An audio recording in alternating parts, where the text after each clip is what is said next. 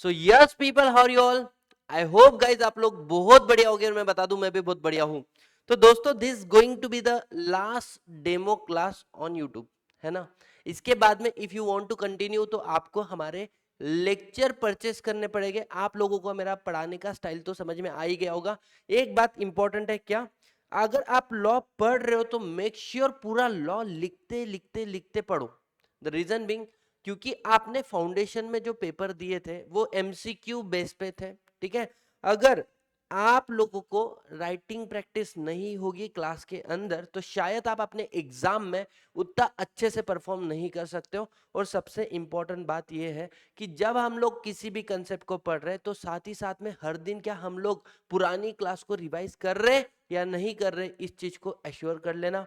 और सर, सबसे इंपॉर्टेंट बात, जैसे भी जो भी टॉपिक कंप्लीट हो जाता है, आपके अगर लॉजिक बहुत अच्छे से क्लियर हो गया, हर एक कंसेप्ट क्लैरिटी आपको मिली होगी, इसके बाद में आता है कि सर हम लोग इसके रिस्पेक्टिव क्वेश्चन आंसर भी सॉल्व करने चाहिए।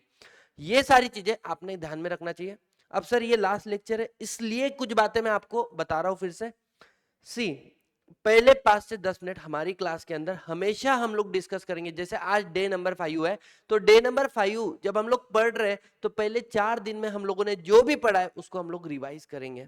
सर इसके बाद में हम लोग क्या करेंगे, आज का पढ़ना शुरू करेंगे, और जैसे ही हम लोगों का पढ़ना कंप्लीट हो जाता है उससे लेकर क्वेश्चन आंसर भी हम लोग डिस्कस करने वाले हैं। और सारी चीजें आप लोगों को पता है, A to Z मैं आपको लिख लिख के पढ़ाता हूं। कोई भी चीज ऐसा नहीं होगा कि मैं सिर्फ आपको बोल दूंगा, हाईलाइट कर दूंगा और मैं आप लोगों को बोल दूंगा ये तुम्हारे सिलेबस में, ये तुम्हारे सिलेबस में नहीं है। द रीजन बिंग, क्योंकि फाउंडेशन लेवल पर ये सब कुछ चल जाता था, इंटर लेवल पे ऐसे चलने वाला नहीं है। जब तक आप लिखोगे नहीं, आप प्रैक्टिस करोगे नहीं, तब तक आप एग्जाम के अंदर बहुत आउट बोलते ना बेटर परफॉर्म नहीं कर सकते। तो मेक श्योर आप इन सारी चीजों को ध्यान रखना।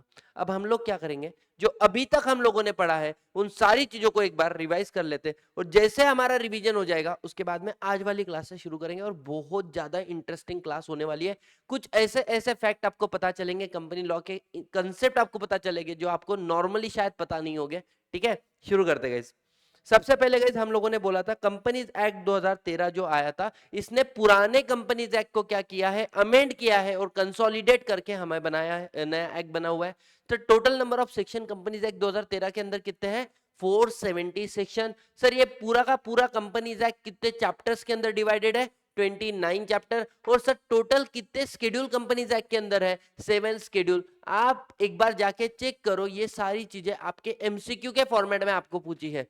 सर इसके अलावा कंपनीज एक्ट 2013 कहां पर एप्लीकेबल होता है, होल ऑफ द इंडिया, मतलब एंटायर इंडिया के ऊपर। सर कंपनीज एक्ट 2013 किस दिन से एप्लीकेबल हुआ था, तो आपको पता होना चाहिए 29 अगस्त 2013 को प्रेसिडेंट का कंसेंट मिल गया था, और 30 अगस्त को ये क्या हो गया था, ऑफिशियल गैजेट में पब्लिश हो गया था। द मोमेंट इसको ऑफिशियल गैजेट के अंदर पब्लिश कर दिया, सेक्शन 1 तो इमीडिएटली एप्लीकेबल हो गया, और रिमेनिंग सेक्शन फेजेस में एप्लीकेबल हुए थे। ठीक है, अब क्वेश्चन ये आता है कि सर कंपनी एक्ट 2013 जो है ये किस किस पे एप्लीकेबल होता है, तो आप एकदम आराम से ध्यान देना। अगर आप कंपनी हो जो इस कंपनी एक्ट 2013 के अंदर बनी है तो भी आपको कंपनी एक्ट एप्लीकेबल होगा। सर अगर कोई कंपनी ऐसी है जो कंपनी एक्ट 2013 में तो नहीं बनी लेकिन पुराने कंपनी लॉ में बनी है, उसको भी कंपनी एक्ट एप्लीकेबल होने वाला है। मतलब sir Reliance industry limited company act 1956 में रजिस्टर है, वो ये नहीं बोलेंगी कि मुझे जो कंपनी एक्ट ने बनाया वो तो मर गया, 2013 में तेरे को सुनूंगा नहीं, ऐसा चलेगा नहीं। इसके अलावा क्या बोला है सर, अगर कोई इंश्योरेंस कंपनी है उसके ऊपर भी, कोई बैंकिंग कंपनी है उसके ऊपर भी, कोई इलेक्ट्रिसिटी जनरेशन या सप्लाई के अंदर एंगेज है कंपनी उसके ऊपर भी, या कोई स्पेशल एक्ट से बनी हुई कंपनी है, आप सबके ऊपर कंपनीज एक्ट 2013 एप्लीकेबल होने वाला है। लेकिन सर सुनो ना, बैंकिंग कंपनी का अपना लॉ है, इंश्योरेंस कंपनी का अपना लॉ है, इलेक्ट्रिसिटी कंपनी का अपना लॉ है, स्पेशल एक्ट वाली कंपनी का अपना लॉ है। अगर कंपनी एक्ट 2013 और स्पेशल लॉ एक दूसरे से कंसिस्टेंट नहीं है, इनकंसिस्टेंट है, कॉन्फ्लिक्ट कर रहे हैं, तो वो जो कंपनी है, banking company, insurance company, electricity company, special act वाली कंपनी, वो किसको सुनेगी? स्पेशल लॉ को, उनके रिस्पेक्टिव लॉ को सुनेगी, या कंपनी एक्ट 2013 को सुनेगी? तो वो उनके रिस्पेक्टिव लॉ को सुनेगी। गाइस ये वाली बातें हम लोगों ने ऑलरेडी पुराने क्लासेस में कर ली, ये मैं आपको सिर्फ रिवाइज करवा के दे रहा हूँ सर। इसके अलावा ऐसी बॉडी कॉर्पोरेट जिसको सेंट्रल गवर्नमेंट नोटिफाई कर देगा, उसके ऊपर भी कंपनी एक्ट 2013 एप्लीकेबल हो जाएगा। और सर ऐसे दो बॉडी कॉर्पोरेट है, नेशनल, कौन सा आपका, national highway authority of India और फूड कॉर्पोरेशन ऑफ इंडिया। ये दो ऐसे बॉडी कॉर्पोरेट है जहां पर कंपनी एक्ट ने बोला है आप दोनों को भी क्या करना पड़ेगा? कंपनी एक्ट 2013 को फॉलो करना पड़ेगा। गाइस जल्दी बताओ, क्या ये सारे पॉइंट क्लियर हुए? सर इसके बाद में हमने डेफिनेशन पढ़ा कंपनी का। कंपनी का डेफिनेशन किस वर्ड से शुरू होता है? Means. Company means a company incorporated under this act और any previous company law. Company म्हणजे काय? जो 2013 के बाद बनी है, कंपनी एक्ट के अंदर रजिस्टर्ड हुई है, वो भी कंपनी है। जो किसी भी पुराने कंपनी लॉ में, इंडिया के कंपनी लॉ के अंदर रजिस्टर है, वो भी कंपनी है। सुनो, अब एग्जाम्पल में थोड़े से चेंजेस आएंगे बेटा, अब ध्यान देना। Amazon, गूगल, एप्पल, माइक्रोसॉफ्ट और टेस्ला ने रिसेंटली उनका एक क्या करते हैं, अपना पहला इंडिया में शोरूम खोला हुआ है। कहां पर? मुंबई के अंदर। मतलब ऐसी कंपनी जो बनी तो इंडिया के बाहर है, जिसका प्लेस ऑफ बिजनेस इंडिया में है, उसको हम लोग क्या बोलेंगे? Foreign company. फॉरेन कंपनी का डेफिनेशन क्या है? A company which is incorporated outside India but having its place of business in India, इधर बाय इटसेल्फ, इधर बाय एजेंट, इधर फिजिकली और इलेक्ट्रॉनिकली और in any other manner conduct any business activity in India. Make sure guys, देखो क्या होता है ना, मैं चाहता तो मैं सब कुछ हिंदी में रिवाइज कर सकता हूँ, लेकिन आपको एग्जाम में कैसे लिखना है? इंग्लिश के अंदर।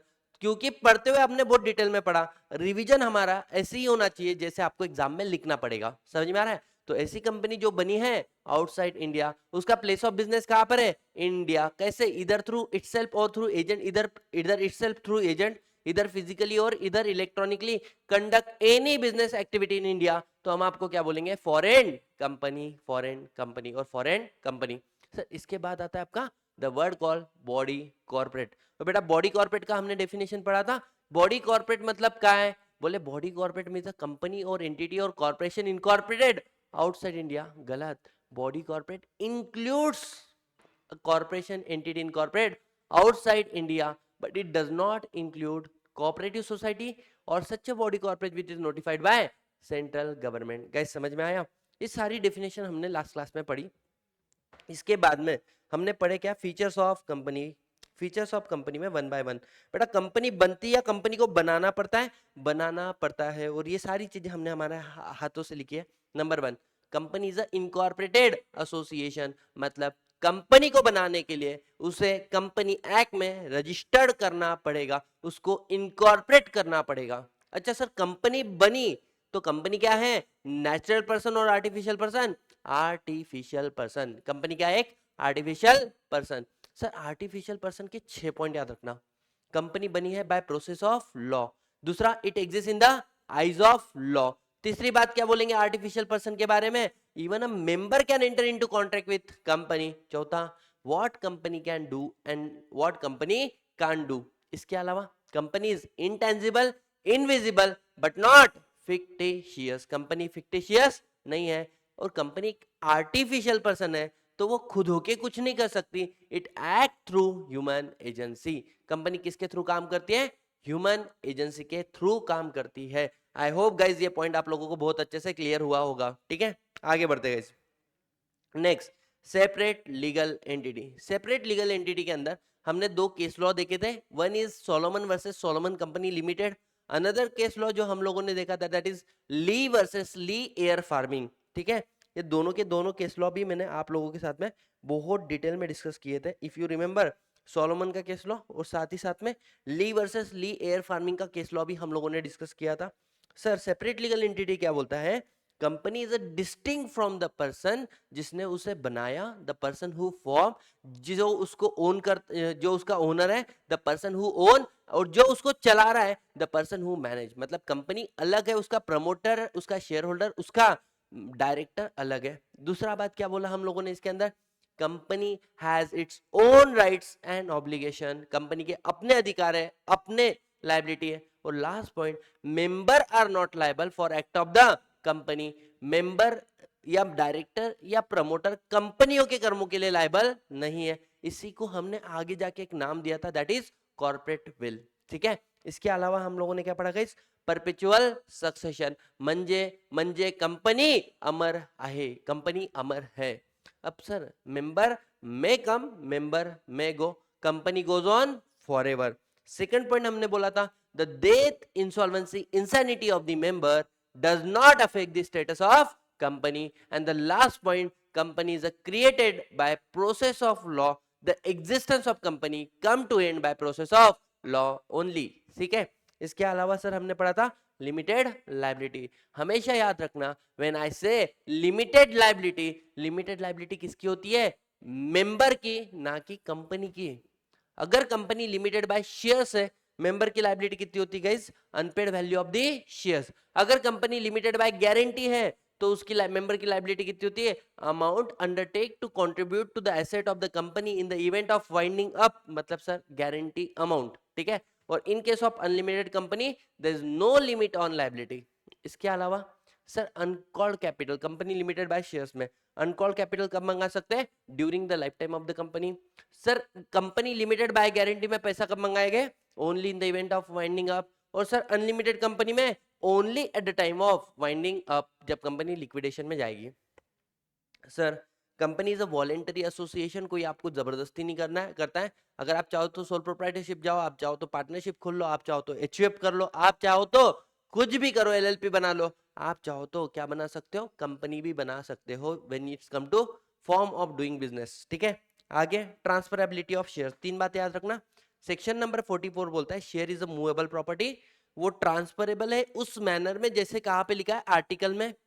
In case of private company, there is a restriction on transfer of share. In case of public company, the share are freely transferable. आगे बढ़ते गए, आगे क्या बोला है, सेपरेट मैनेजमेंट। देखो share holder do not involve into day to day affairs, क्योंकि 40 lakh share holder है रिलायंस के, तो they do not involve into day to day affairs of the company, therefore they appoint the board of director. किसको appoint करते हैं, board of director of the company. Power to appoint and power to remove lies in the hand of the shareholder of the company. So I can say the ultimate control किसके हाथ में है, the shareholder of company। समझ में आया, yes or no guys? इसके अलावा क्या आता है, सेपरेट प्रॉपर्टी। भले ही मैं कंपनी की 100% शेयर अपने पास ले लूं, that does not mean company की प्रॉपर्टी मेरी प्रॉपर्टी बन गई। यहां पर हमने केस देखा था, if you remember, Macaura versus Northern Assurance company limited. ठीक है सर, इसके अलावा हमने बोला था कंपनी के पास कैपेसिटी है, वो किसी पे शू भी कर सकती है और कंपनी के ऊपर भी कोई शू कर सकता है, मतलब capacity to sue and be sued. आगे क्या बोला गाइस, कंपनी पर्सन है या नहीं है नेचुरल या आर्टिफिशियल, आर्टिफिशियल। क्या कंपनी का रेसिडेंस होता है, होता है। कंपनी की नेशनैलिटी होती है, होती है, लेकिन कंपनी सिटीजन नहीं है, company is not a citizen. Guys clear हुआ, यस और नो? ये सारी बातें हम लोगों ने पढ़ी थी फीचर्स ऑफ कंपनी के ऊपर। सर जैसे ही फीचर्स ऑफ कंपनी हम लोगों ने पढ़ लिया, इसके बाद में हमने एक नया कंसेप्ट पढ़ा, that is lifting of corporate will. यहां पर क्या बोला था कि जो कंपनी है और जो उसके पीछे प्रमोटर, शेयर होल्डर, डायरेक्टर है, they both are different person. मतलब अगर मानो कंपनी ने कोई कांड किया, उसके लिए उसके promoter, director, share holder are not liable, मतलब the liability of the person behind the company are limited, they are not liable for act of the company. लेकिन अगर मानो जो बिहाइंड द पर्सन है ना, वो कंपनी का इस कंसेप्ट का, लिमिटेड लायबिलिटी का मिसयूज करेंगे, तो इन that case lifting of corporate will होगा और कंपनी को और पीछे वाले पर्सन को एक माना जाएगा। भाड़ में गया आपका concept call separate legal entity. तो बेटा अगर लिफ्टिंग ऑफ कॉर्पोरेट विल आ रहा है, चार बातें हमेशा याद रखना जो आपको एग्जाम में लिखना है। Ignore the separate legal entity. Second point, disregard a corporate personality, so you can look behind the person who is actually controlling the company। उसके बाद में हम बोलेंगे कौन लिफ्ट करता है corporate will, it is a complete description of the court whether to lift the corporate will or not to lift the corporate will। and the last point, अगर corporate will lift करना है तो there are certain cases जहां पे corporate will पास में lift हुई है। Guys समझ में आया? तो यहाँ पर हम लोगों ने लास्ट क्लास के अंदर मैंने आपको मूवी के क्लिप भी बताए थे, और वो सारी मैंने आप लोगों के बातें साथ में बातें शेयर की थी। मेक श्योर आप लोग उस वीडियो को एक बार देख लेना। हमने कुछ केस डिस्कस किए थे सर, दिशा मैनिक जी पेटेंट का केस हमने डिस्कस किया था। इसके अलावा सर हम लोगों ने कौन सा Gilford motor company limited versus हॉर्ने वाला केस हमने डिस्कस किया था। सर इसके अलावा हमने Daimler company versus continental rubber tyre company limited का केस डिस्कस किया। सर इसके अलावा हम लोगों ने कौन सा the merchant workman associate rubber industry limited versus associate rubber industry limited का केस डिस्कस किया था। और साथ ही साथ में गाइस हम लोगों ने merchandise transport versus British transport commission का भी केस डिस्कस किया था। ठीक है, तो यहां तक हम लोगों ने पुरानी क्लास में पढ़ लिया था। सर आज की क्लास की शुरुआत अब होगी, जल्दी बताओ क्या मैं मान सकता हूँ जो मैंने आप लोगों को पढ़ाया है आप लोग अपने घर पे रिवाइज करते हो? मेरे को पता है मैं 1000 बार बोल दूं तो भी नहीं करोगे। So make sure guys, I will assure, क्योंकि तुमको तुम्हारे भविष्य की चिंता नहीं होगी, मेरे को तो है, बिकॉज मेरे को मेरा रिजल्ट अच्छा चाहिए। बच्चों मेरे से पढ़ा हुआ है, मेरे को उसका रिजल्ट अच्छा चाहिए। सो मेक श्योर जो मैं आपको रिवीजन करवा रहा हूं नेक्स्ट डे उसको शांति से सुनो, वहां पे कोई गड़बड़ मत करो, वहां पे 2x का स्पीड मत करो, रिवीजन को बहुत अच्छे से करो।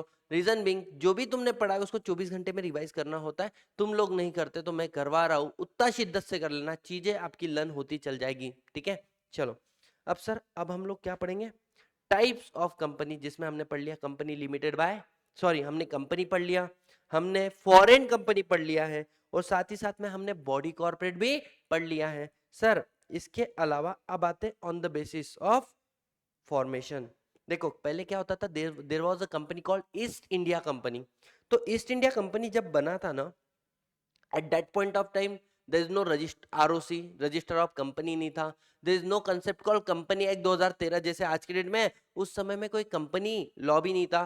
Then who is a law maker, उस समय में पार्लियामेंट भी नहीं थी। अरे ईस्ट इंडिया कंपनी कब बनी थी, it was form under the in year 1600। जो ईस्ट इंडिया कंपनी बनी वो बनी कब थी, इन द ईयर 1600। और जब 1600 की मैं बात करूं तो उस समय में कोई कंपनी लॉ भी नहीं था।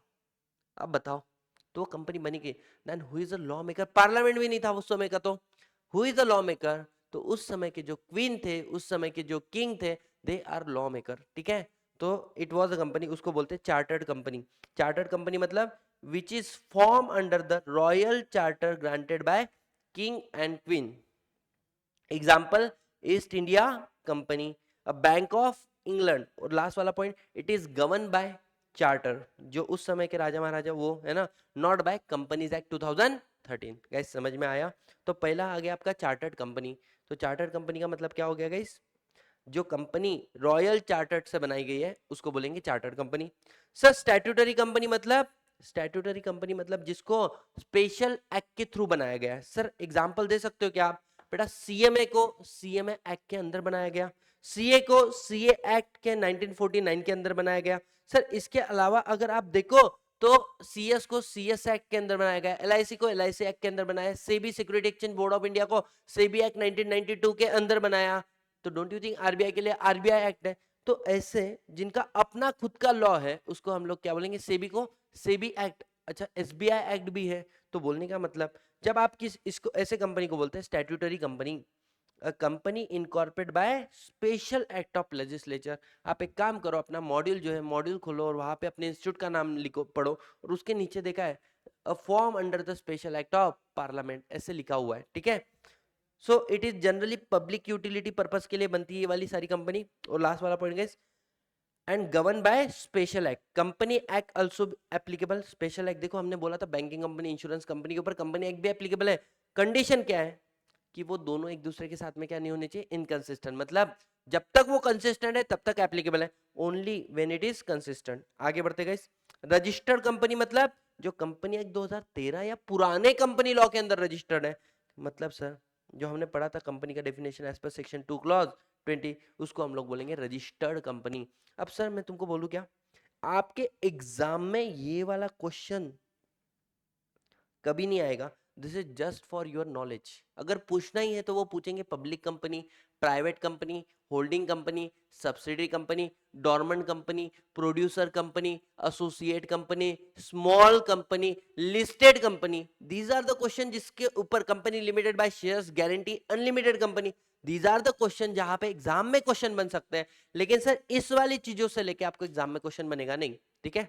अब आते हैं sir company limited by shares, company limited by guarantee और अनलिमिटेड कंपनी। अगर आप देखो तो मैंने इसको हाईलाइट ऑलरेडी कर दिया है। तो सर अब यहां पर इसको लिखेंगे डन, ठीक है, ये मैंने ऑलरेडी कवर करा दिया है। इसके अलावा आप मेक श्योर जितने भी मैंने ना आपको देखो साइड ये देता हूं मैं, यहाँ पे लिख दिया करो डन। अगर जैसे ये चीज हो गई डन, ये आपको एक मेंटल सेटिस्फेक्शन देगा कि हाँ मैंने ये पढ़ लिया है। इसके अलावा सर देखो नीचे आ जाओ sir, meaning of company done, sir features of company done. Sir इसके अलावा हम लोगों ने क्या पढ़े थे, लिफ्ट सेपरेट लीगल एंटिटी का कंसेप्ट डन, केस लॉ भी हम लोगों ने उसके पढ़ लिए थे। Sir lifting of corporate will done. इसके अलावा सर सेक्स इलीगल एसोसिएशन इसके बारे में बाकी है, तो यहाँ पे छोड़ो।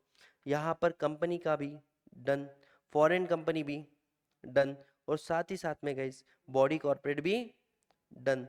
सर इसके अलावा अगर आ जाओ company limited bye share guarantee unlimited company is also done. अब जो हम लोग बात करेंगे that is private company and public company. बहुत बहुत बहुत बहुत भयंकर इंपॉर्टेंट है, लिखेंगे गाइस। अब लिखना शुरू। Section 2 clause 68 which talk about private company, private company. और सर पब्लिक कंपनी के बारे में कौन सा सेक्शन बात करता है, पहले डिफरेंस लिख लेंगे। पब्लिक कंपनी के बारे में बात करता है section 2 clause 71, private company section 2 clause 68 और पब्लिक कंपनी सेक्शन 2 क्लॉज 71। अब सुनो कुछ बहुत ही लॉजिकल बात पूछता हूं जिसका लॉजिक लोगों को नहीं पता है, ठीक है, ध्यान देना। इन केस ऑफ पब्लिक कंपनी आप बताओ the minimum number of director कितने चाहिए, 3, है ना। और बेटा एक बाजू में एक सिर्फ एक लिख लेना, इसको मैं थोड़ी देर के बाद में समझाऊंगा जब पब्लिक कंपनी समझाऊंगा। यहां पे लिखो deem public company, deem public company, है ना। ब्रैकेट में सिर्फ लिखेंगे private company which is subsidiary of public company. ऐसी प्राइवेट कंपनी जो पब्लिक कंपनी की सब्सिडरी। सर ये क्या है इसको अभी नहीं समझना, मैं इसलिए रख रहा हूं क्योंकि आगे जाके आपको फिर से ये वाला टेबल बनाने की जरूरत ना गिरे, तो यहां पे जगह छोड़ देना सिर्फ। तो सर प्राइवेट कंपनी में मिनिमम नंबर ऑफ बताओ डायरेक्टर कितने चाहिए, 2। सर प्राइवेट कंपनी के अंदर और पब्लिक कंपनी में मिनिमम नंबर ऑफ मेंबर्स कितने चाहिए, इन case of private company 2, in case of public company 7। I will ask you the logic, logic बताओ कि पब्लिक कंपनी के अंदर नंबर ऑफ मेंबर्स की जब बात आती है तो सिर्फ 3 का है, 3 क्यों, और number of members sorry director 3 क्यों और नंबर ऑफ मेंबर्स 7 क्यों। और जब बात आती है किसकी, प्राइवेट कंपनी, तो यहां पर 2 2। क्या आपको इस नंबर के पीछे के लॉजिक पता है, देखो कितनी बेसिक बात है, आज तक हम लोगों ने कंसेप्ट कितनी बार पढ़ा, हमने इसको रटा लेकिन कभी इसको समझने की कोशिश नहीं की कि ऐसा काहे, ऐसा काहे, बताओ, सोचो।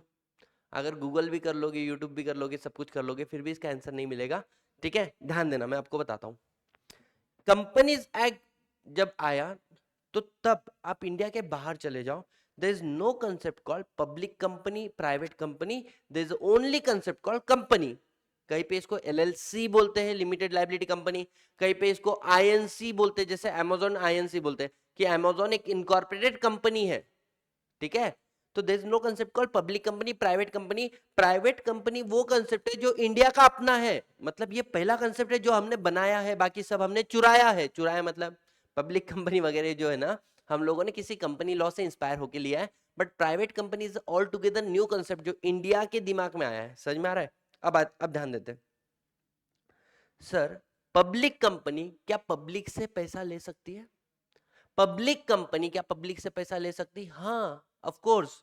तो पब्लिक से जब आप पैसा ले रहे हो तो डोंट यू थिंक कि अगर मानो मैं हूं सतीश सर, देखो एसबी, और मेरी बीबी मतलब मेरी हुई वाइफ, ठीक है। अगर हम दोनों एक दूसरे के साथ में, हम क्या बोलेंगे, हम प्राइवेट टाइम है हमारा।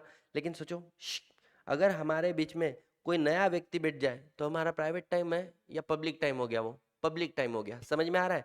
तो क्या हुआ था कि एक पब्लिक कंपनी पब्लिक से पैसा लेती है तो कम से कम आपको नहीं लगता इस कंपनी के अंदर 3 लोग तो होने चाहिए? 3 मतलब 3 भी नहीं, मैं बोलूंगा इस कंपनी के अंदर एटलीस्ट एक तो भी व्यक्ति क्या होना चाहिए? इंडिपेंडेंट, जो तुम्हारे कंपनी से कनेक्टेड नहीं है। मतलब एक तो भी व्यक्ति बाहर का होना चाहिए, सब कुछ प्राइवेट में नहीं होना चाहिए। सर इसलिए हम लोग आगे जाके पढ़ेंगे सेक्शन नंबर 149 सबसेक्शन 1, इसके अंदर लिखा हुआ है। अच्छा 149 सबसेक्शन 1 के भी जगह पे अगर स्पेसिफिकली बोलूं, सेक्शन नंबर 149 सबसेक्शन 4 ये बोलता है कि अगर आप एक लिस्टेड पब्लिक कंपनी हो तो कम से कम 1/3 ऑफ डायरेक्टर आपके क्या होने चाहिए? Independent director. 1/3 ऑफ डायरेक्टर क्या होने चाहिए guys? Independent director. Sir what do you mean by independent director? अरे बहुत बड़ा डेफिनेशन है, हम लोग फाइनल में पढ़ते हैं, ठीक है। तो यहाँ पे क्या बोला है कि देखो सोचो ना, यहाँ पर पब्लिक कंपनी में कितने डायरेक्टर है? 3 है। 3 मतलब अगर एक हस्बैंड है, दूसरी वाइफ है, तो एक तो भी क्या होना चाहिए? इंडिपेंडेंट। डोंट यू थिंक 3 में से एक इंडिपेंडेंट मतलब 1/3 वाला रेशियो मेंटेन हुआ कि नहीं हुआ? हो गया ना।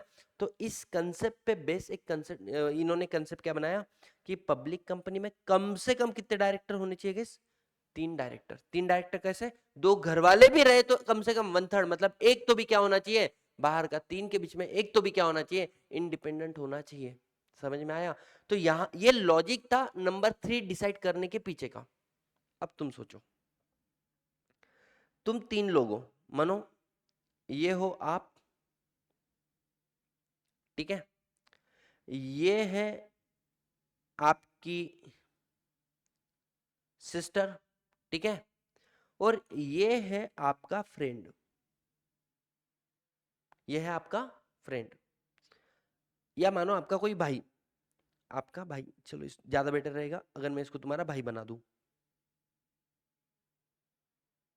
ठीक है। बेटा तुमने एक डिसीजन लिया कि हमें कहाँ जाना है? गोवा जाना है। तुम्हारा अपना डिसीजन है, मेरे को गोवा जाना है, ठीक है। और अब तुम लोग किसकी परमिशन लेने के लिए जाओगे? बताओ। सर हम लोग किसकी परमिशन लेंगे? अब आप लोग परमिशन लोगे किसकी? Guys you are going to take a permission of your mother as well as your father. आप अपने मम्मी और पापा की परमिशन लेने के लिए जा रहे हो। अब इसी कंसेप्ट के पास के साथ में आ जाना। अब तुमको पता है तुम अलग हो, तुम्हारे मम्मी पापा अलग है। कंपनी में क्या है सुनना, कि मानो 3 डायरेक्टर हैं, अगर 3 डायरेक्टर ने एक डिसीजन लिया और वो डिसीजन था कि हम लोग 20 करोड़ रुपीज बोरो कर रहे हैं कंपनी के बिजनेस के लिए, 20 करोड़ रुपीज बोरो कर रहे हैं। सर ये कौन है? ये हमारे कंपनी के डायरेक्टर है, ये हमारे कंपनी के डायरेक्टर है। डोंट यू थिंक गाइस, पहले यहाँ पे ये कौन सा डिसीजन है? This is called board decision. Sir board decision के बाद में किसका डिसीजन आता है? बेटा अब आएगा तुम्हारे शेयर होल्डर का डिसीजन। मतलब जो बोर्ड ऑफ डायरेक्टर ने डिसीजन लिया, ये डिसीजन हम लोग किसके पास लेके जा रहे हैं? शेयर होल्डर के पास। अच्छा मुझे एक बात बताओ, कंपनी के अंदर क्या मैं बोल सकता हूँ जो डायरेक्टर है वही तुम्हारी कंपनी के शेयर होल्डर भी हो सकते हैं? हाँ। कंपनी के अंदर जरूरी नहीं है, जैसे Mukesh Ambani is a share holder as well as director, Anant Ambani, Akash Ambani, Isha Ambani, ये रिलायंस इंडस्ट्री लिमिटेड के शेयर होल्डर भी है और ये रिलायंस इंडस्ट्री लिमिटेड के डायरेक्टर भी हैं। तो बेटा मुझे एक बात बताओ, यही 3 लोग कंपनी के क्या है? Share holder plus director, share holder plus director, share holder plus director, यही कंपनी के क्या है, शेयर होल्डर डायरेक्टर है। बेटा अगर इन्होंने पहले एक डिसीजन लिया कि हम लोग 20 करोड़ रुपए बोरो करेंगे, यस बोल लेते हैं, बेटा आपको क्या लगता है जनरल मीटिंग बुलाने के अंदर ये लोग क्या नो बोलेंगे या हाई बोलेंगे? मतलब कोई व्यक्ति पागल है कि इतना पहले बोलता है 2 करोड़ लेना है as a share holder, 2 crore रुपए नहीं, 20 करोड़ रुपए नहीं लेना है, नहीं ना। तो बोलने का मतलब क्या है, सुनो, अगर ये लोग पहले हाँ बोले हैं तो ये बाद में भी क्या बोलेंगे, हाई बोलेंगे। और 3 लोगों को अपोज करने के लिए कम से कम 3 से ज्यादा लोग चाहिए हमारे पास। हाँ सर, तो बेटा 3 से ज्यादा कब बनेंगे, जब हमारे पास कितने लोग एक्स्ट्रा रहेंगे, 4। बेटा 3 को अगर 3 अपोज करेंगे, 3 हाँ बोल रहे 3 ना बोलेंगे, तो क्या हो जाता है यहाँ पे कंडीशन ऑफ टाई। और बेटा इस टाई को ब्रेक करने के लिए इन्होंने लाया 4 और मेंबर, मतलब 3 मेंबर तो हमारे पास वही है जो कंपनी के डायरेक्टर है, एटलीस्ट 4 एक्स्ट्रा मेंबर होने चाहिए, ये जो 3 लोग हैं ना इनके डिसीजन को अपोज करे। समझ में आ रहा है क्या? ये कंसेप्ट आया कहाँ पे, 7 मेंबर्स। मतलब सर 3 के अगेंस्ट में खड़े रहने के लिए कम से कम 3 से ज्यादा लोग चाहिए ना, 7। तो यहां से आया ये नंबर 4 लोग, तो 3 + 4 7। ये हो गया आपके नंबर ऑफ मेंबर्स के पीछे का लॉजिक। अब आएगा आपके दिमाग में सर प्राइवेट कंपनी में 2-2 क्यों है? रीजन बिंग, जब हमने company act 2000 companies act India में एप्लीकेबल किया था, उसके बाद में काफी सारे लोग कंपनी नहीं बनाते थे, वो बनाते थे पार्टनरशिप। क्योंकि वो पार्टनरशिप बना रहे हैं, हम उनको बोलते थे यार कंपनी बनाओ, तो बोलते थे यार कंपनी में 3-3 डायरेक्टर चाहिए। हमने बोला ठीक है, इन केस ऑफ प्राइवेट कंपनी सिर्फ 2 लोग भी रहे तो भी चलेगा। बोले 7-7 मेंबर चाहिए, बोले इन केस ऑफ प्राइवेट कंपनी अगर 2 मेंबर है तो भी चलेगा। अब आप भविष्य में जाके पढ़ोगे, अभी अभी नहीं समझ पाओगे इस वाली बात को आप, कि क्या होता है ना, there is a concept called capital gain tax. Capital gain tax मतलब ऐसा एकदम बेसिक एग्जांपल देता हूं, मानो सतीश सर अपने शेयर सेल कर रहे हैं, तो don't you think share is my asset, और जैसे मैं एसेट सेल करूंगा उसके ऊपर भी टैक्स लगेगा? हाँ, that is capital gain. Sir Satish sir अपनी इमूवेबल प्रॉपर्टी को सेल कर रहे हैं, मतलब घर, लैंड, बिल्डिंग, इसको सेल कर रहा हूं, बेटा उसके ऊपर भी क्या लगता है, टैक्स। तो आपकी प्रॉपर्टी के ऊपर जो टैक्स लगा that is your capital gain tax. In short, आगे बहुत डिटेल में आपको विजय सर पढ़ाएंगे, लेकिन ये बात सबको समझ में आई? हाँ। अब बोले यार पार्टनरशिप का बिजनेस हम लोग कंपनी में करेंगे ट्रांसफर, तो डोंट यू थिंक पार्टनरशिप की एसेट अब कंपनी के नाम पे जाएगी, इसके ऊपर क्या लगेगा, टैक्स लगेगा। तो टैक्स को भी एग्जम्प्ट किया था, आप इनकम टैक्स एक्ट के अंदर पढ़ोगे, ठीक है।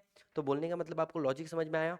इन केस ऑफ पब्लिक कंपनी कम से कम कितने नंबर ऑफ डायरेक्टर चाहिए, 3। In case of private company कितने नंबर ऑफ डायरेक्टर चाहिए, 2। In case of public company कितने नंबर ऑफ मेंबर चाहिए, कम से कम 7। In case of private company 2। Guys बताओ ये नंबर ऑफ मेंबर्स का क्या आपको लॉजिक समझ में आया कि नहीं आया? अब सर ध्यान दो, तो हमने minimum number of director member देख लिया, आगे बढ़ते हैं। Sir maximum number of member, एक प्राइवेट कंपनी में मैक्सिमम नंबर ऑफ मेंबर कितने रहेंगे guys, 200। But in case of public company there is no limit, कोई लिमिट नहीं है, नंबर ऑफ मेंबर्स में भी अनलिमिटेड। इसलिए रिलायंस इंडस्ट्री लिमिटेड एक पब्लिक कंपनी, उसमें 40 लाख शेयर होल्डर है अप्रोक्स, ठीक है। ठीक है सर, अब क्वेश्चन ये आता है, क्या शेयर ट्रांसफर करने से, अगर शेयर ट्रांसफर करने, हम लोगों ने ऑलरेडी पढ़ लिया, in case of public company share are freely transferable, but in case of private company there is a restriction on transfer of share. Restriction मतलब ऐसा नहीं कि आपको कंप्लीटली रोक दिया है, हाँ शेयर ट्रांसफर करते वक्त कुछ कंडीशन है। कंडीशन क्या हो सकती है, मान के चलो जैसे फॉर एग्जांपल नोरा एक शेयर होल्डर है कंपनी की, दूसरा शेयर होल्डर कौन है गाइस, एसबी मतलब सतीश सर, सतीश भाई थी, और तीसरा शेयर होल्डर कौन है बेटा, कैटरीना कैफ। अब हम 3 शेयर होल्डर है, अब मान के चलो सतीश सर को अपने कंपनी के शेयर सेल करने हैं, तो क्या सतीश सर सीधा थर्ड पर्सन को सेल कर सकते हैं, नहीं।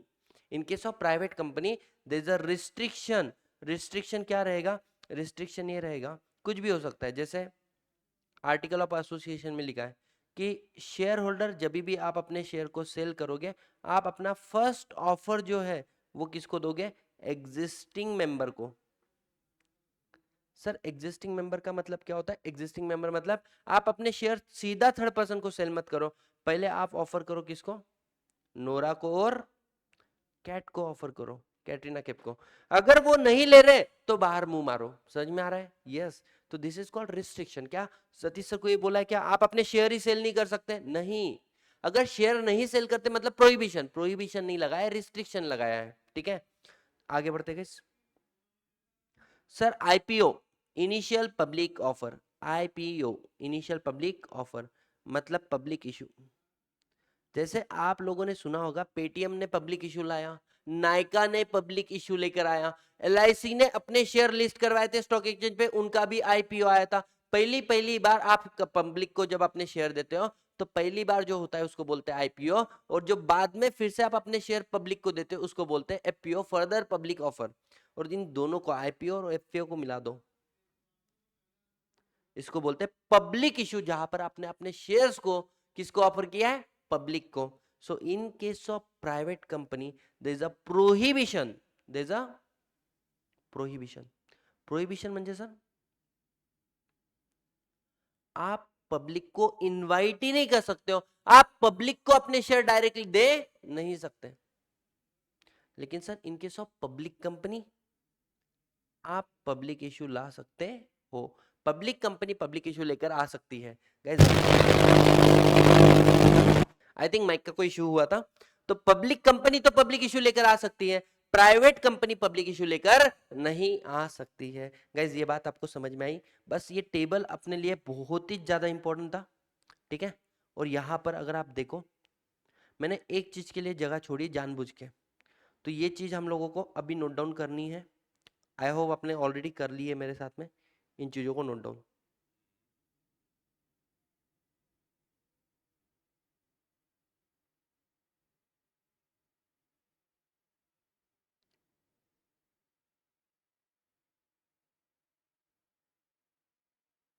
यहाँ पर हेडिंग लिख देता हूं मैं, सेक्शन, सेक्शन। ठीक है, तो बेसिक डिफरेंस समझ में आया? पब्लिक कंपनी में एक बार मुझे बिना देख के बताओ, मिनिमम नंबर ऑफ डायरेक्टर कितने चाहिए? पब्लिक में 3, प्राइवेट में 2। Minimum number of member public में कितने चाहिए guys? Minimum number of member public में चाहिए कितने? 7 पब्लिक, और प्राइवेट में 2। Maximum number of member public में कितने? No limit. प्राइवेट में कितने आएंगे? 200। सर इन केस ऑफ क्या बोल सकते हैं? पब्लिक कंपनी क्या शेयर फ्रीली ट्रांसफरेबल है? Yes. In case of private company क्या शेयर फ्रीली ट्रांसफरेबल है? नो। तो फिर क्या है? Restriction, prohibition? रिस्ट्रिक्शन है। और in case of public issue क्या पब्लिक कंपनी लेकर आ सकती है? हाँ। लेकिन क्या प्राइवेट कंपनी लेकर आ सकती है? ना। तो क्या रोक टोक है, मतलब रिस्ट्रिक्शन, प्रोहिबिशन। पब्लिक इशू का है प्रोहिबिशन और ट्रांसफर ऑफ शेयर का है रिस्ट्रिक्शन। और सर अब ध्यान देना, इसके आगे का जो है ये हम लोग क्या करेंगे? ये हम लोग डीम पब्लिक, जब हम लोग पब्लिक कंपनी का डेफिनेशन पढ़ेंगे तब इस वाली कंसेप्ट को देखेंगे। इस क्या आपको यहां तक के लॉजिक समझ में आए? अब सुनो, अब हम लोग डेफिनेशन को पढ़ेंगे। अभी तक मैंने आपको बेसिक क्लियर किया प्राइवेट कंपनी और पब्लिक कंपनी का। अब हम लोग डेफिनेशन पढ़ने जा रहे हैं किसकी? Private company and public company. Guys लिखेंगे private company, section 2 clause 68। Private company का डेफिनेशन क्या बोलता है? Private company means a company, private company एक कंपनी है whose paid up share capital is as may be prescribed।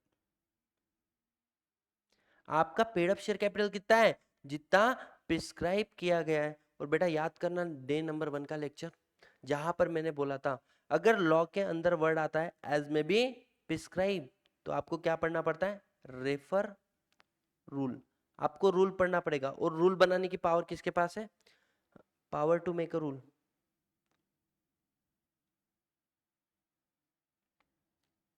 किसके हाथ में?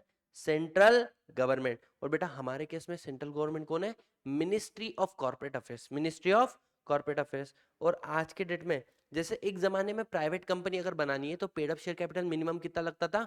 1 लाख रुपए। लेकिन आज के डेट में no requirement of paid up share capital.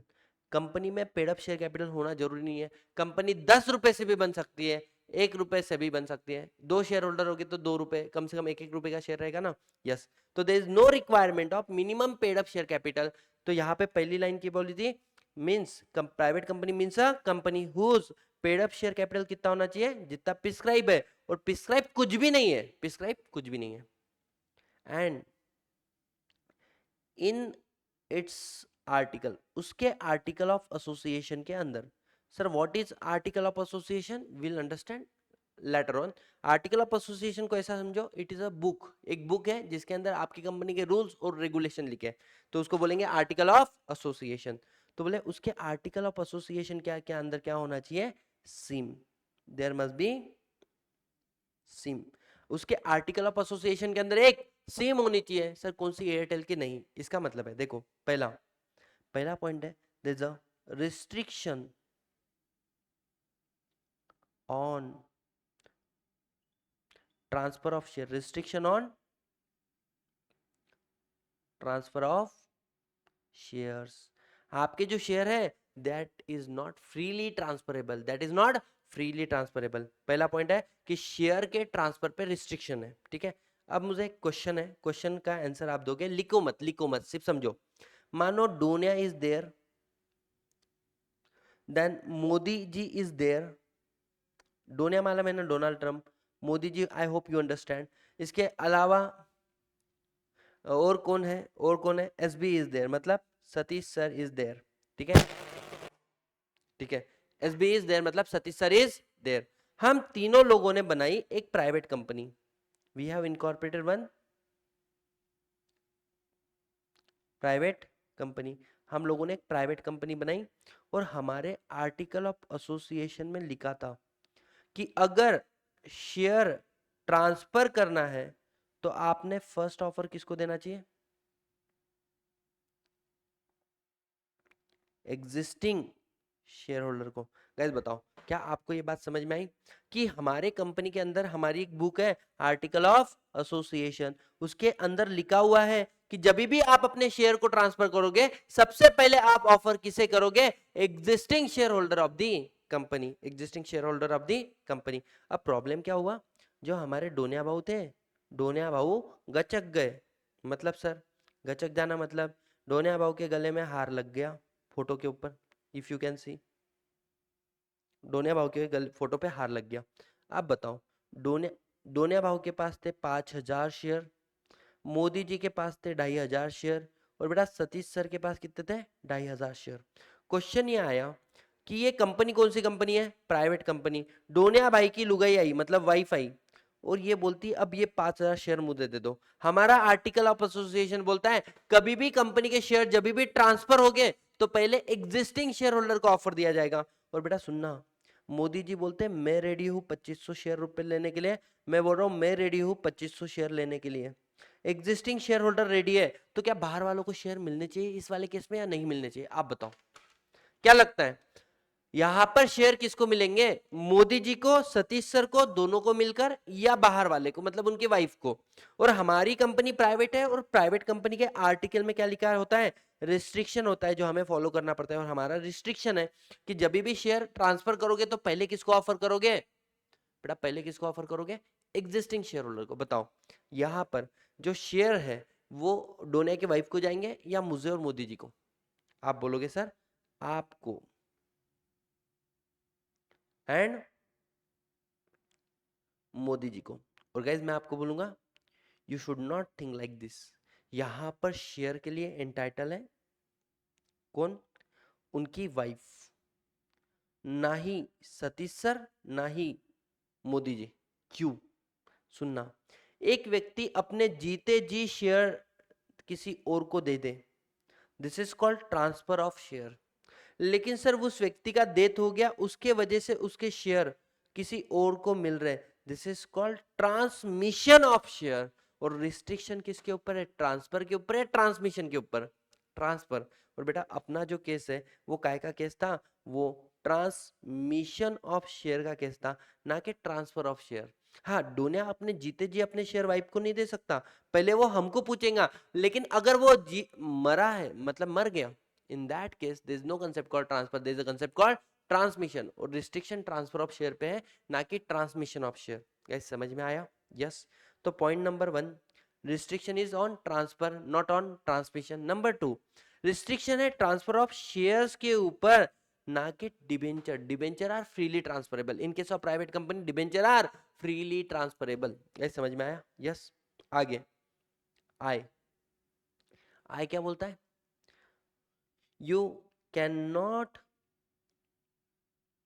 Invite public, you can not invite public to subscribe shares और security. You can not invite public to subscribe your securities. आप पब्लिक को इनवाइट नहीं कर सकते हो कि आओ और हमारे कंपनी के शेयर परचेस कर लो, हमारे कंपनी के डिवेंचर परचेस कर लो। आप पब्लिक ऑफर नहीं दे सकते हो। मतलब सर, लिखेंगे ब्रैकेट में, प्रोहिबिशन ऑन पब्लिक इशू। आपकी कंपनी के ऊपर क्या है? प्रोहिबिशन है, आप पब्लिक इशू लेकर नहीं जा सकते हो। और M, M stand for what? The maximum number of member. Maximum number of member in case of private company कितने रहेंगे? 200 एक्सेप्ट ओपीसी। ओपीसी भी एक प्राइवेट कंपनी, लेकिन उसमें मैक्सिमम नंबर कितने रहते हैं? एक ही रहते हैं। तो ओपीसी को छोड़ दो, ओपीसी के अलावा कोई भी प्राइवेट कंपनी में मैक्सिमम नंबर ऑफ मेंबर कितने रहेंगे? बेटा मैक्सिमम नंबर ऑफ मेंबर 200। अब इससे लेकर 3 पॉइंट है। क्या? Note,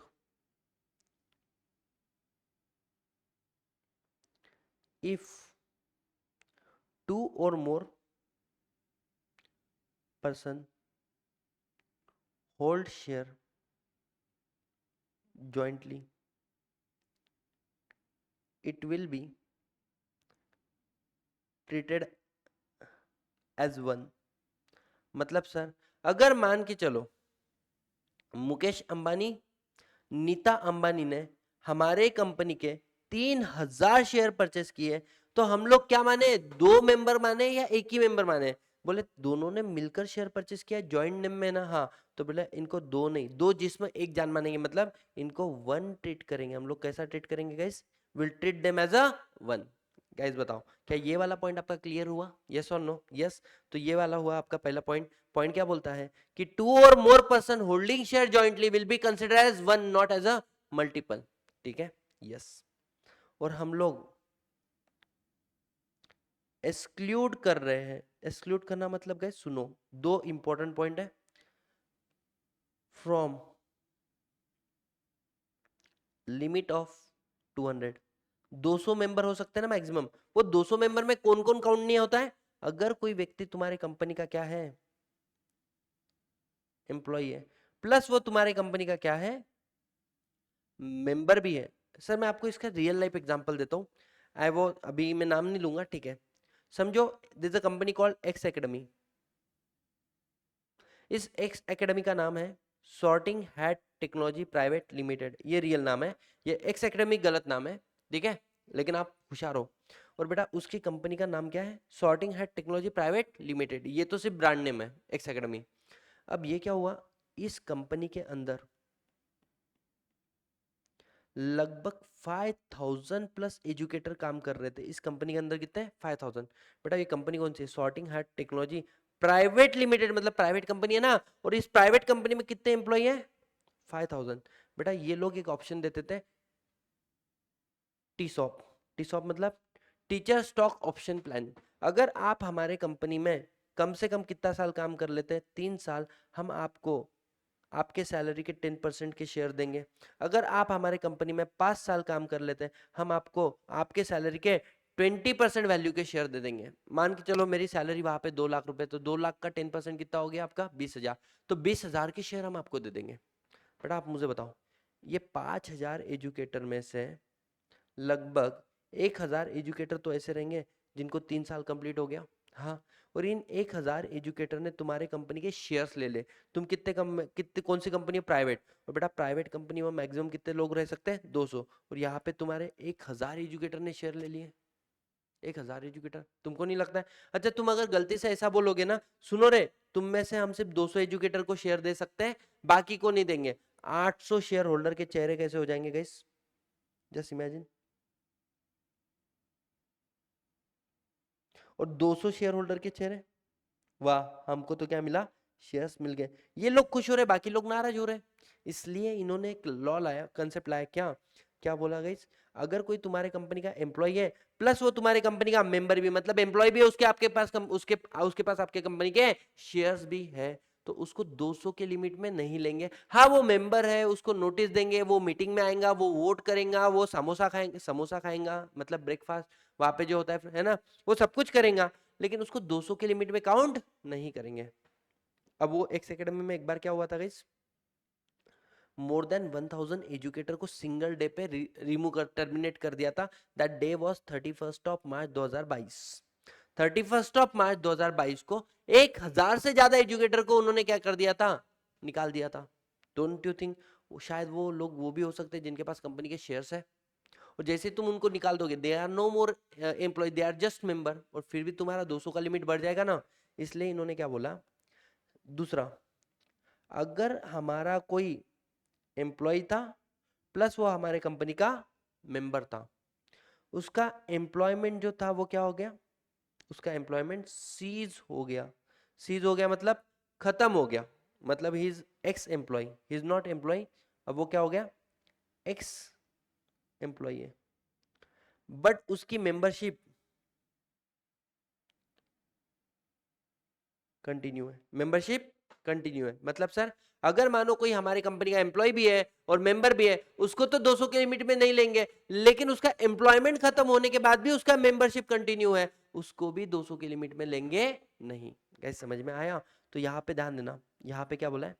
a person who is formerly employee of company and also member while in employment, while in employment, member भी था जब वो employment था, and he continue to be member, he continue to be member even after cessation of membership। उसकी membership तो नहीं है, लेकिन सॉरी, cessation of employment।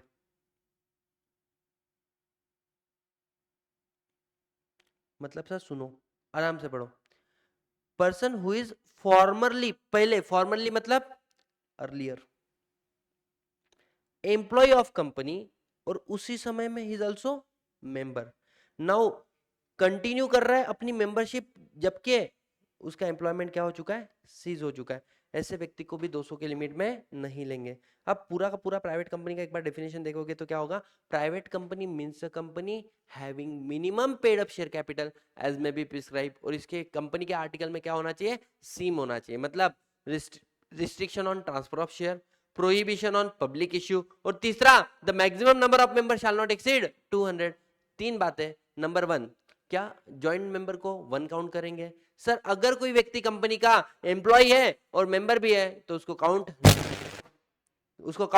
नहीं करेंगे। और सर अगर कोई व्यक्ति कंपनी का पहले एम्प्लॉय था, तब मेंबर भी था, आज एम्प्लॉय नहीं है लेकिन मेंबर आज भी है, इसको भी 200 की लिमिट में काउंट नहीं करेंगे। एक बार डेफिनेशन के लिए आ जाओ हमारे कंपनी के डेफिनेशन पे। देखो क्या लिखा है, private company means company, highlight करना शुरू करो, minimum paid up share capital जितना प्रिस्क्राइब है, और आपके आर्टिकल के अंदर पहला क्या है? Restriction transfer of it shares, prohibition on invitation to public to subscribe any security. इसके अलावा other than OPC maximum number of member 200। ठीक है, यहाँ पर ज्वाइंट मेंबर को क्या काउंट करेंगे? 1। 200 में से एक्सक्लूड करेंगे जो प्रेजेंट एम्प्लॉय है, और जो फॉर्मल एम्प्लॉय है, पहले एम्प्लॉयमेंट है, वेयर क्या है, he is member while in employment, वो मेंबर भी था वाइल इन एम्प्लॉयमेंट, और continue to be remain member after the employment is cease. बच्चों मुझे एक बात बताओ, क्या आपको प्राइवेट कंपनी का डेफिनेशन समझ में आया अच्छे से? Yes. Name of private company हमेशा प्राइवेट लिमिटेड नाम से एंड होगा, और इसके अलावा प्राइवेट कंपनी में मिनिमम नंबर ऑफ डायरेक्टर्स कितने चाहिए गाइस? 2 चाहिए। ये सब कुछ हो गया आपका किसके बारे में? Private company. तो बेटा private company means, private company means a company having minimum paid up share capital as may be prescribed and in its article restriction on right to transfer the share, उसके बाद में prohibition on public issue or invite public to subscribe the security, और तीसरा the maximum number of member except OPC shall not exceed more than 200, the joint shareholder will be treated as a one, and it exclude a present employee of the person who is a employee of the company also the shareholder, दूसरा a person who is formerly in the employment also member while in the employment and continue to be member even after cessation of employment। guys समझ में आया? we are done with the definition of private company. अब private company का एक question मैं आप लोगों के साथ में यहाँ पे सॉल्व करूंगा, ठीक है? अब एक क्वेश्चन है, जिस क्वेश्चन का आंसर आप इस क्लास में लिखोगे, ठीक है? मैं आपको एक प्रॉपर टाइम दे रहा हूं, उसके बाद में आप लोग इस क्वेश्चन को लिखोगे। पहले क्वेश्चन को समझ लो। क्वेश्चन क्या है? There is a company called Flora Fona limited. Limited word आया है मतलब प्राइवेट लिमिटेड नहीं, मतलब ये कौन सी कंपनी है guys? It is a public company. Was registered as a public company. भले इन्होंने इस क्वेश्चन में लिखा है, लेकिन अगर नहीं भी लिखा है तो अपना दिमाग चलना चाहिए बार बार इन चीजों के ऊपर कि सर ये company public company private company है। हमेशा ध्यान दो, कभी भी कोई भी क्वेश्चन आपके सामने आ रहा है तो पहले वो लिमिटेड वर्ड एंड में है या प्राइवेट लिमिटेड, ठीक है? There are 230 members. इस कंपनी के अंदर कितने मेंबर है? Total 230 members in the company as noted below. देखो 50 मेंबर है उनके, director plus relative, plus employee हो गए 15, मतलब हो गए टोटल 65, प्लस एक्स एम्प्लॉय कितने हो गए? 10 मतलब 75। इसके अलावा 5 couples, total number of members कितने हो गए? 85, और 85 में 145 ऐड कर दो, इट बिकम 230, 230 मेंबर है। अब the board of director of company propose to convert into private company. बेटा ध्यान देना, एक कंपनी कौन सी कंपनी है? पब्लिक कंपनी, और अब उसको कन्वर्ट काय में होना है? प्राइवेट कंपनी के अंदर।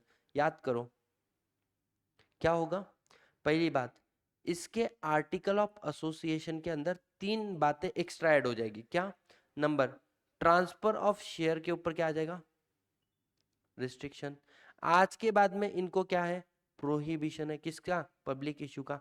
और तीसरी बात क्या है? मैक्सिमम नंबर ऑफ मेंबर कितने हो जाएंगे? 200, और लेकिन इनके नंबर ऑफ मेंबर कितने हैं? 230। तो आपको एडवाइस करना है क्या reduction of number of members करना पड़ेगा? बेटा आप तो बोलोगे हाँ सर 30 मेंबर को कम करना पड़ेगा, थोड़ा दिमाग चलाओ, हमने प्राइवेट कंपनी का डेफिनेशन पढ़ा है, ठीक है? मैं आपको थोड़ा आइडिया देता हूँ। पहले तो डायरेक्टर और उनके रिलेटिव है, ठीक है? क्या ये नंबर ऑफ मेंबर्स में काउंट होंगे? यस, ये नंबर ऑफ मेंबर्स में काउंट होंगे। सर क्योंकि इन्होंने रीजन नहीं बताया कि डायरेक्टर को अगर एम्प्लॉय मान भी लो, रिलेटिव कितने हैं अपने को पता ही नहीं है, तो 50 में काउंट। सर कंपनी का अगर कोई एम्प्लॉय होगा प्लस वो कंपनी का मेंबर है, उसने शेयर भी होल्ड किए प्लस वो एम्प्लॉय है, इनको काउंट नहीं करेंगे। सर कंपनी का कोई एक्स एम्प्लॉय, याद करो अगर आप पहले एम्प्लॉयमेंट में थे तब आप मेंबर भी थे, आज आप एम्प्लॉयमेंट में नहीं हो, मतलब आप क्या हो चुके हो? एक्स एम्प्लॉय हो चुके हो। आज आप नंबर ऑफ मेंबर्स में काउंट होते हो क्या? आज आपके पास शेयर है, share allotted when they are in employee, और आज आपके पास शेयर तो है लेकिन आप क्या नहीं हो? एम्प्लॉय नहीं हो। बेटा इसको भी काउंट नहीं करते, एक्स एम्प्लॉय को भी काउंट नहीं करते। इसके अलावा 5 कपल है जॉइंटली शेयर होल्ड किए हैं, 2 मल्टीप्लाई बाय मतलब 5 कपल 5 मल्टीप्लाई बाय 2 10। तो बेटा अब मुझे बताओ इनको क्या ट्रीट करोगे? 5 ट्रीट करोगे या 10 ट्रीट करोगे? बेटा इनको ट्रीट करेंगे 5। क्यों? दो, अगर 2 लोगों ने शेयर होल्ड किया है जॉइंटली तो उनको एक ट्रीट करते हैं, तो ऐसे 5 कपल 10 लोग मतलब 5। और बेटा ऑर्डर कितने हो गए? 145, इनको भी काउंट करेंगे। टोटल नंबर ऑफ मेंबर्स देखो कितने हो रहे हैं? 50, 5 55 और 145 मतलब एग्जैक्ट 200, और प्राइवेट कंपनी में 200 अलाउ है। समझ में आ रहा है? हम लोग इसको भी काउंट नहीं कर रहे, हम लोग इसको भी काउंट नहीं कर रहे, हम लोग इसको भी काउंट नहीं कर रहे, इसमें से 5 ही काउंट कर रहे हैं, ठीक है? डोंट यू थिंक हमें मेंबर कितने हो रहे हैं? 200, और प्राइवेट कंपनी में 200 हो सकते हैं, मतलब और रिडक्शन करने की जरूरत नहीं है। अब इस क्वेश्चन का आंसर लिखोगे कैसे? आप एक काम करो यार, टेक 5 मिनट का ब्रेक, ब्रेक मतलब कैसा ब्रेक? सुनो, मैं बोलूंगा पॉज द वीडियो, वीडियो को अभी के अभी पॉज करो। क्यों सर? पॉज करके 5 मिनट में आंसर लिखो, आंसर लिखो।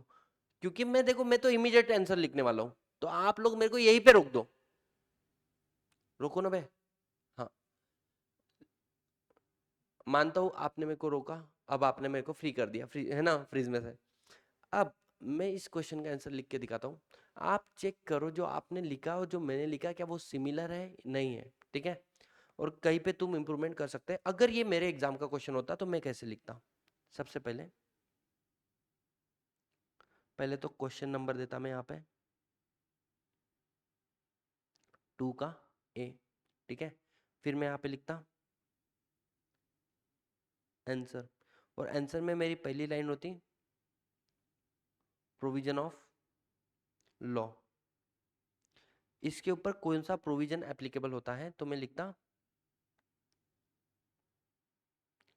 As per section 2 clause 68 of companies act 2013। Private company, मैं शॉर्टकट लिखा, तुमको शॉर्टकट लिखना अलाउ नहीं है। Private company means a company having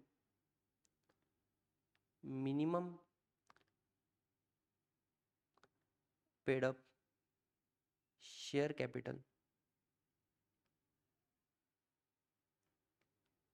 as may be prescribed. Private company means a company having minimum paid up share capital as may be prescribed, and ऐसे बीच में लिख देता था and which by its articles, इसके article में क्या होगा? Number 1 restriction on right to transfer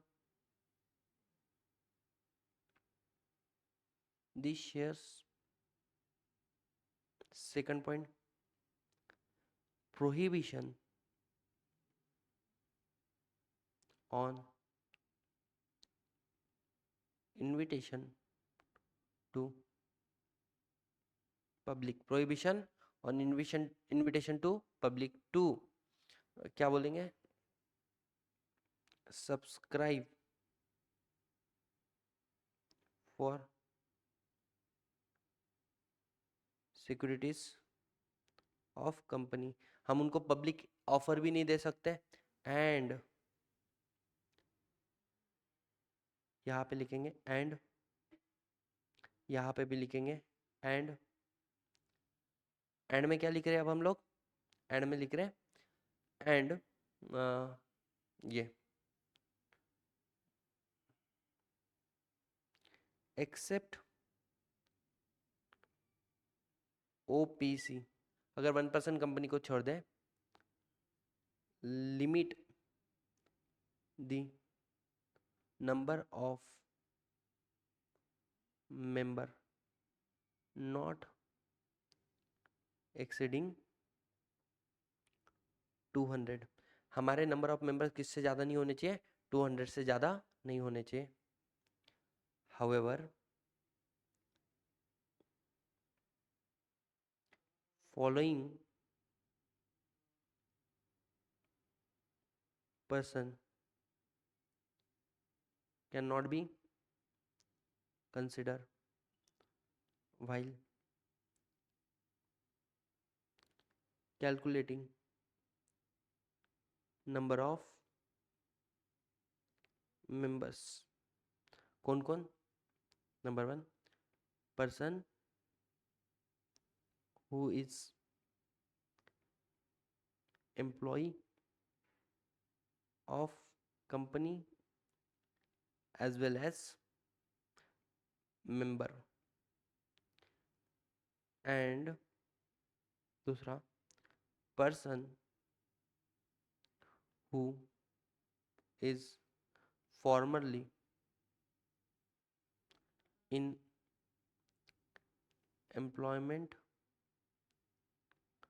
of company and also member while he was in employment and continue to be member even after cessation of his employment। और देखो मतलब अगर कोई व्यक्ति किस में था, एम्प्लॉयमेंट में था, उस समय में मेंबर भी था, और मेंबरशिप खत्म होने के बाद में भी आज वो क्या है, कंपनी के सॉरी एम्प्लॉयमेंट खत्म होने के बाद भी क्या है, कंपनी में मेंबर है, उसको काउंट नहीं करेंगे। And third one is what, note if person persons, मतलब या फिर आपने लिखो टू और मोर पर्सन्स, ऐसे लिख दो। पर्सन लिख देना क्या हो जाता है, एक से ज्यादा, है ना, और two or more person hold share jointly in company will be consider as one. अब जैसे तुमने प्रोविजन ऑफ लॉ लिखा, ठीक है, लोग बोलते हैं आंसर बढ़ाना पड़ता है, अब तुम कंसेप्ट लिखो, आंसर वैसे ही बन जाता है, ठीक है, कुछ नहीं बढ़ाना है। एज पर सेक्शन 2 क्लॉज 68 लिख दो, है ना। फिर लिख दो एक company paid up share capital prescribe, keywords को अंडरलाइन करो, उसको ध्यान दिलाओ कि तुमने क्या क्या कीवर्ड्स लिखे हुए हैं। दूसरा क्या है, आर्टिकल के अंदर क्या है, रिस्ट्रिक्शन है ट्रांसफर ऑफ शेयर के ऊपर, प्रोहिबिशन है इनविटेशन के ऊपर, और except 1% company number of members कितने हैं 200, ये लिमिट लगाया। इसके बाद में जो एम्प्लॉय है नॉट कंसिडर, है ना, इसमें एम्प्लॉय नहीं आएगा, और यहाँ पे formerly in the employment and continue to be member, ये अंडरलाइन कर लिया। मतलब आपने उसको ये बता दिया कि भाई साहब तू जो देख रहा है वो मैं तेरे को दिखा रहा, ये वो चीजें हैं जो तेरे को देखनी है, ठीक है। अगर तुमने वर्ड को हाईलाइट कर दिया, अंडरलाइन कर दिया ना, हाईलाइट तो नहीं कर सकते, अंडरलाइन कर दिया ना, वो आजू बाजू का पढ़ते नहीं बैठने वाला है, वो तुमको मार्क दे देगा। और ये बेस्ट तरीका होता है, अगर तुम्हारी इंग्लिश की माँ बहन एक होती है तो तुम उसको एग्जैक्ट कीवर्ड दिखा दो, इंग्लिश थोड़ा सा ऊंचा नीचा चल जाएगा, ठीक है। अब ये हो गया। नेक्स्ट हेडिंग होता था मेरा fact of case.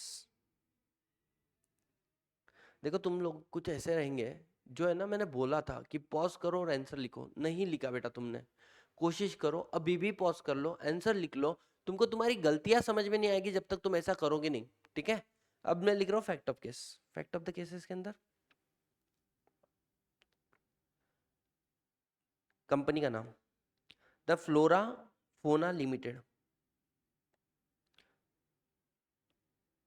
Flora Fona limited, a public company want to convert into private company having 230 members।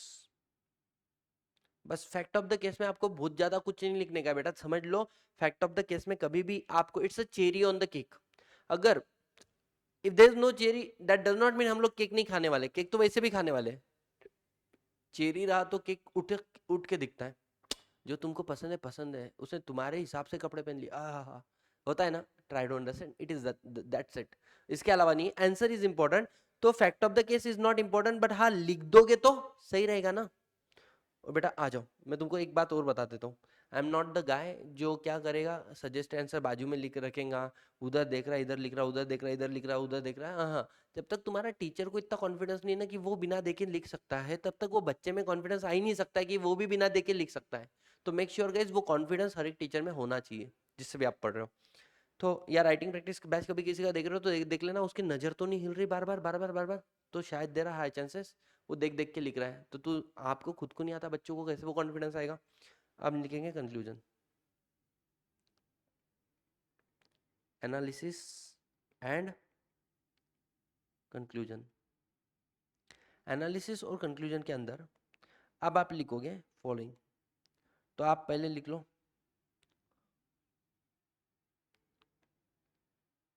considering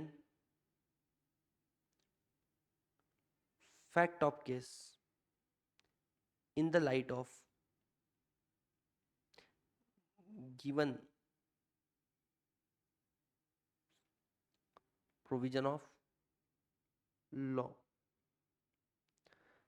जो फैक्ट ऑफ केस आपने बताया और साथ में जो in the light of given provision of law, मतलब लॉ को कंसीडर करके, है ना, हम लोग नीचे क्या देगा, following person shall be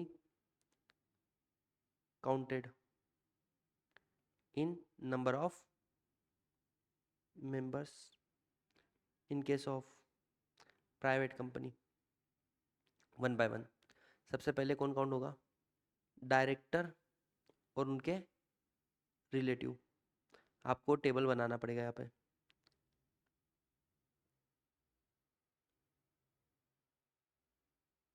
director और रिलेटिव कितने आ रहे हैं, 50।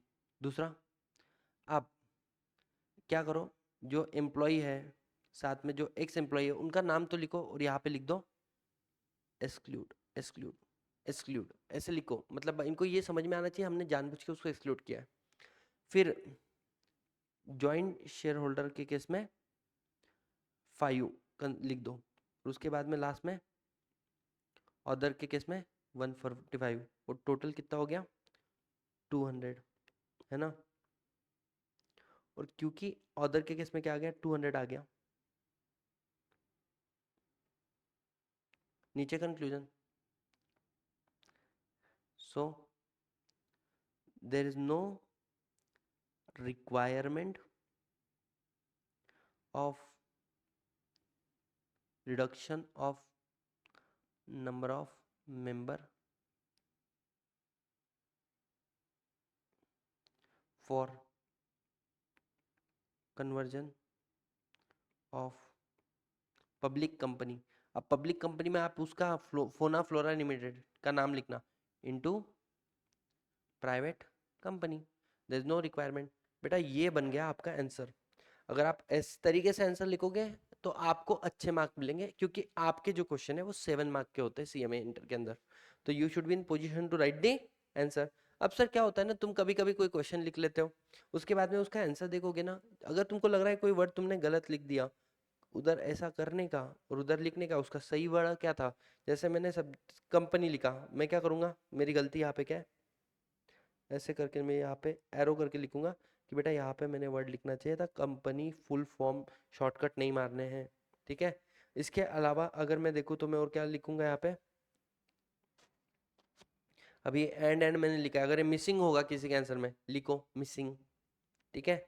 इसके अलावा गाइस आप लास्ट में लिखो एक नोट।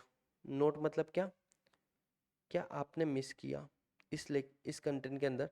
अब इस मैं इसको और शॉर्ट करूँ ना, जैसे मैं नोट में क्या लिखूंगा, जो सजेस्टेड आंसर है वो क्या बोलता है कि तुमको ट्रांसफर ऑफ शेयर का बात लिखना नहीं है, तुमको प्रोहिबिशन ऑन पब्लिक इशू के बारे में लिखना नहीं है, तुमको लिखना ही सिर्फ नंबर ऑफ मेंबर्स के बारे में था। ये मिसिंग पॉइंट में मैं लिख सकता हूँ कि मेरे से ये वाला गलती हो गया, बट इट्स ओके, ज्यादा लिखना प्रॉब्लम नहीं है, अगर वो रिलेवेंट है तो।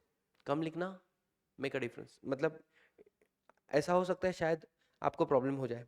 तो यहाँ तक बताओ क्या ये वाला क्वेश्चन आपको समझ में आया, यस और नो। अब सर जैसे ही हमने कौन सा कंसेप्ट पढ़ लिया, प्राइवेट कंपनी, साथ ही साथ में हम लोग एक नया कंसेप्ट पढ़ लेंगे, that is your public company. Public company आ जाओ सर। पब्लिक कंपनी हम लोग बोले तो बोले किसे,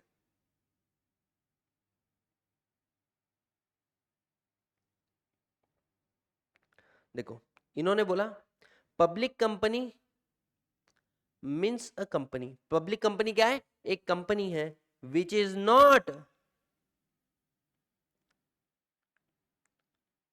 प्राइवेट कंपनी। वाओ, खत्म खत्म बेटा, सुनो, public company means a company which is not private company.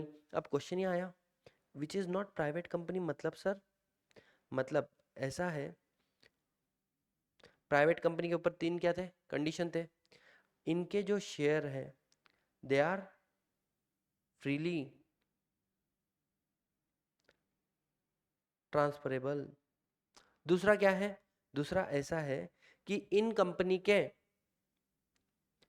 ये कंपनी पब्लिक इश्यू लेकर आ सकती, देयर इज नो प्रोहिबिशन। इनके पब्लिक इशू के ऊपर क्या नहीं है, प्रोहिबिशन नहीं है। और तीसरा, तीसरा क्या है, no limit on maximum number of members.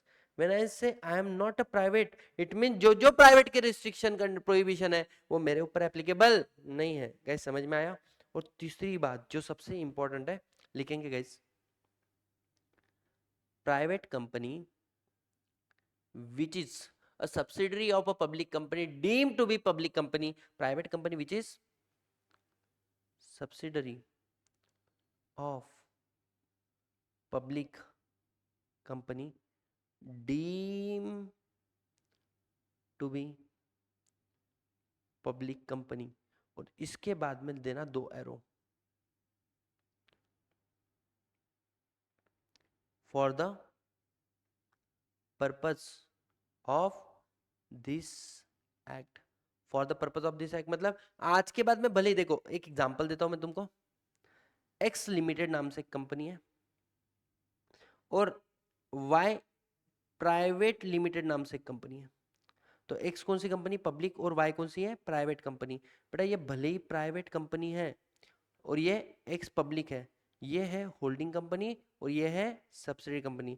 Sir ये होल्डिंग सब्सिडरी हम लोग अगले क्लास में पढ़ेंगे, लेकिन आप ऐसा समझो इसके मोर देन 50% जो टोटल वोटिंग पावर है, शेयर जो है वो एक कंपनी ने ले लिए, एक्स ने इसके आधे से ज्यादा शेयर ले लिए, ये क्या बन गई, सब्सिडरी कंपनी। बेटा ये कंपनी तो प्राइवेट है लेकिन हम इसको प्राइवेट नहीं मानते हुए क्या मानेंगे, पब्लिक कंपनी मानेंगे। It is a deem public company for the purpose of this act. मतलब आज के बाद में तुमको कंपनी एक ऐसे फॉलो करना है जैसे कि तुम पब्लिक कंपनी हो, ना कि तुम प्राइवेट कंपनी हो। ठीक है। दूसरा, दूसरा आगे क्या बोला है, but it remain private bye it's article of association. Article में जो 3 क्लॉजेस थे ना, उसके लिए तो तुम आज भी प्राइवेट ही हो, इस 3 क्लॉजेस को छोड़ के तुम बाकी क्या माने जाओगे, पब्लिक। अब आ जाओ मेरे टेबल के ऊपर जो मैंने आपको लिखाया था, अब तुमको लॉजिक समझ में आएगा। बट प्राइवेट कंपनी में मिनिमम नंबर ऑफ मेंबर कितने चाहिए, 2। मिनिमम डायरेक्टर कितने चाहिए, 2। पब्लिक में कितने चाहिए, 3। डीम पब्लिक कंपनी में कितने चाहिए, 3। क्यों, क्योंकि ये लिखा है सेक्शन नंबर 149 सबसेक्शन 1 के अंदर। और बेटा कंपनी एक्ट आज के बाद में भले ही तू प्राइवेट है लेकिन तेरे को प्राइवेट मानता है, पब्लिक मानता है, पब्लिक मानता है, तो तेरे ऐसा फॉलो करना है जैसे public. Sir minimum number of member private में कितने चाहिए, 2। पब्लिक में कितने चाहिए, 7। बेटा डीम पब्लिक कंपनी में भी मिनिमम नंबर ऑफ मेंबर कितने चाहिए, 7। क्यों, सेक्शन 3 सेक्शन सेक्शन 3 ये बोलता है कि पब्लिक कंपनी के अंदर कभी भी 7 से कम मेंबर नहीं होने चाहिए। और तू एक पब्लिक कंपनी, तुझे तो आज के बाद हम पब्लिक कंपनी मान रहे हैं तो तेरे ऊपर। लेकिन अब देखो मैक्सिमम नंबर ऑफ मेंबर की बात कहाँ पे लिखी है, आर्टिकल। आज भी तू आर्टिकल के हिसाब से क्या है, तो प्राइवेट कंपनी में मैक्सिमम नंबर कितने हैं, 200। पब्लिक में नो लिमिट, तेरे ऊपर भी 200। क्यों, आर्टिकल की बातों से छुटकारा नहीं मिला। तो वैसे तो तू आज के बाद में क्या बन चुकी है, पब्लिक, लेकिन आर्टिकल में जो लिखा था ना maximum number of member 200, restriction on transfer of share, prohibition public, वो तो तेरे ऊपर आज भी एप्लीकेबल भले ही तू पब्लिक बन चुकी है। दूसरा, ट्रांसफर ऑफ शेयर पे प्राइवेट में रिस्ट्रिक्शन है, पब्लिक में फ्री है, डीम पब्लिक कंपनी में भी रिस्ट्रिक्शन है। क्यों सर, ये बात कहां पर लिखी है, आर्टिकल ऑफ एसोसिएशन में। सर आईपीओ पब्लिक इशू ला सकते, पब्लिक कंपनी में प्रोहिबिशन है, प्राइवेट में, सॉरी प्राइवेट में प्रोहिबिशन है, पब्लिक में अलाउ है। बेटा डीम पब्लिक कंपनी में भी क्या माना जाएगा,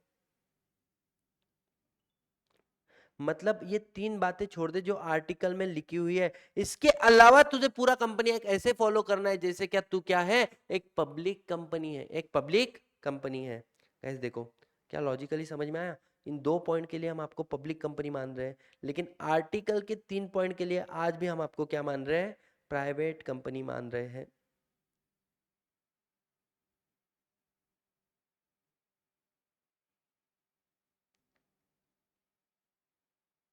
कैसे समझ में आया, यहां तक किसी को कोई डाउट है, बताओ। ये बहुत ही टेक्निकल पॉइंट था, ठीक है।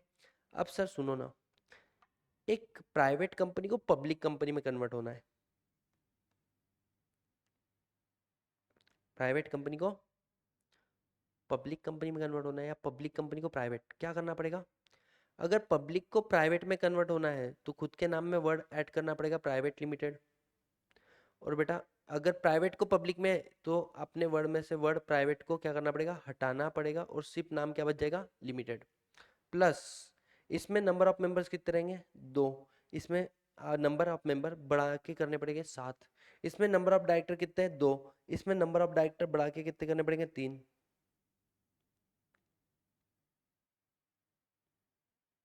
और सर अगर किसी को पब्लिक से प्राइवेट में जाना है तो आपके केस में आपको नंबर ऑफ मेंबर को घटा के 200 के अंदर लाना पड़ेगा, 200 के अंदर नंबर ऑफ मेंबर्स को लाना पड़ेगा। बाकी प्रोसीजर एकदम सिंपल है, आपको स्पेशल रिजोल्यूशन पास करना पड़ेगा, आरओसी को फाइल करना पड़ेगा, we are done with the procedure. एक बार देख लेते हैं डेफिनेशन। देखो पब्लिक कंपनी की डेफिनेशन देखो, public company means company which is not private company, minimum paid up share capital आपका भी प्रिस्क्राइब रहेगा उतना, और आज कुछ प्रिस्क्राइब नहीं है। And private company which is subsidy of public company deem to be public company, conversion of private company to public. बेटा पहले बोर्ड मीटिंग का नोटिस भेजेंगे, नोटिस ऑफ बोर्ड मीटिंग, फिर बोर्ड मीटिंग में रिजोल्यूशन पास करेंगे कि हम लोग कन्वर्जन करना चाहते हैं, पास रिजोल्यूशन। फिर हम लोग जनरल मीटिंग का नोटिस भेजते हैं 21 दिन का। ये आपको समझ में आएगा जब हम नेक्स्ट चैप्टर पढ़ेंगे कि नोटिस क्यों पास होता है, कौन सा। फिर हम लोग स्पेशल रिजोल्यूशन पास करेंगे, ठीक है। उसके बाद में हमारे मेमोरेंडम को चेंज करेंगे, क्यों, मेमोरेंडम में नाम होता है आपका। फिर वो आप आपका क्या करोगे, आर्टिकल के अंदर प्राइवेट पब्लिक में जा रहे हैं ना, वो 3 क्लॉजेस पे 3 क्लॉजेस हटाएंगे, ऐसी बात है।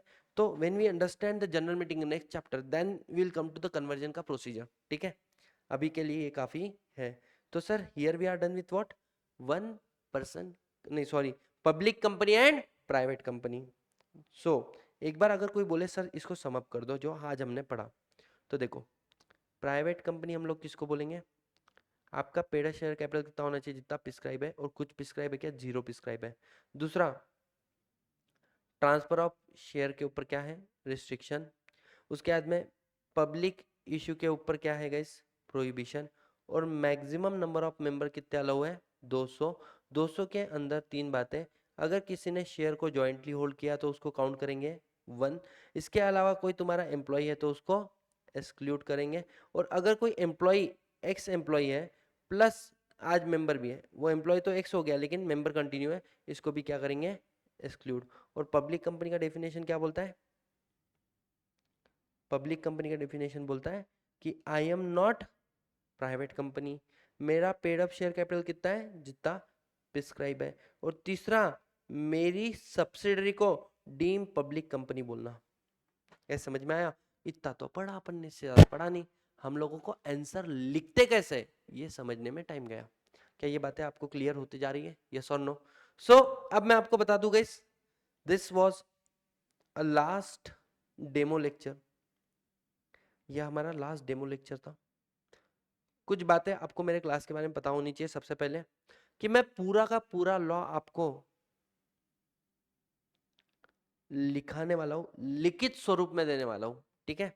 प्लस जैसे मैंने आपको क्वेश्चन आंसर लिख के बताया, ऐसे मैं और भी आपको 25 30 50 क्वेश्चन आंसर लिख के भी बताने वाला हूं। तो हम लोग क्वेश्चन आंसर राइटिंग प्रैक्टिस भी करेंगे। क्यों सर, बिकॉज जब तक ये नहीं करोगे, नॉलेज कितना भी है, जब तक लिखते नहीं आएगा, लिखा भी है लेकिन आंसर को प्रेजेंट करते नहीं आएगा, you are not going to clear your examination, ठीक है सर। और इसके अलावा सर क्या मिलेगी आपको, 2 कंसेप्ट बुक मिलने वाली है, मैं आपको बता दूं 2 कंसेप्ट बुक मिलेगी।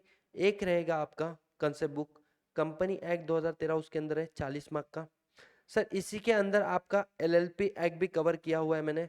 और सर इसी के अंदर मैंने आपका इथिक्स भी कवर किया है, कितने मार्क का, 15 मार्क का। तो ये जो एक बुक बनी है ये गिनकर 130 पेज की बुक है बेटा। इस बुक्स के अंदर आपके लगभग कितने मार्क कवर है, 55।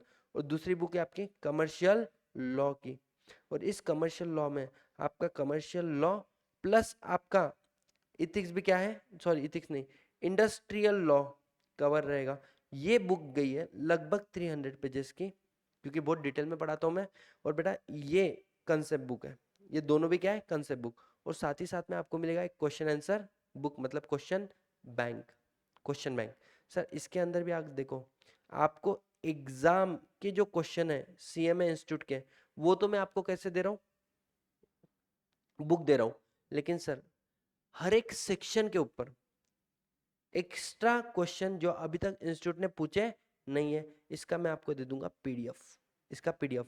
और बेटा ये एक्स्ट्रा क्वेश्चन में ही 110 कंपनीज एक्ट के केस स्टडीज रहेंगे सर, कॉन्ट्रैक्ट एक्ट के लगभग 250 केस स्टडीज है, एक्स्ट्रा क्वेश्चन जो तुम्हारे इंस्टीट्यूट ने आज तक पूछे नहीं है, वो सब कुछ मैं आपको अपने क्लास में कवर कराने वाला हूँ। So I hope you guys are understanding कि मेरा पढ़ाने का तरीका क्या है। And guys if you really wish कि अपना दोनों का साथ आगे बढ़े, because I am also teacher at a final level, final में भी काफ़ी बहुत अच्छा रिस्पॉन्स आ रहा है, एंड फाइनल की फैकल्टी आपको इंटर लेवल पे पढ़ा रही है। तो make sure you can purchase, sale teams के नीचे आपको नंबर दिए हुए हैं, आप वहाँ से कांटेक्ट कर सकते हो, और हमारे लेक्चर जो है बहुत ही रिजनेबल प्राइस में अवेलेबल है, that you can buy.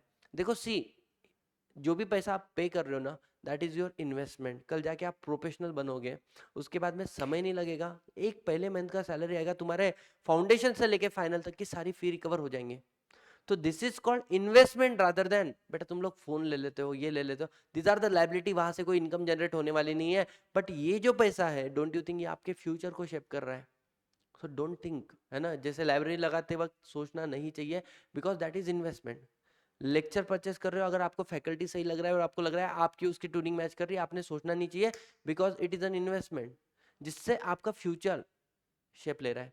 So guys, this is C S Satish Bayati signing off. Bye bye, take care, see you all in the next video in regular class.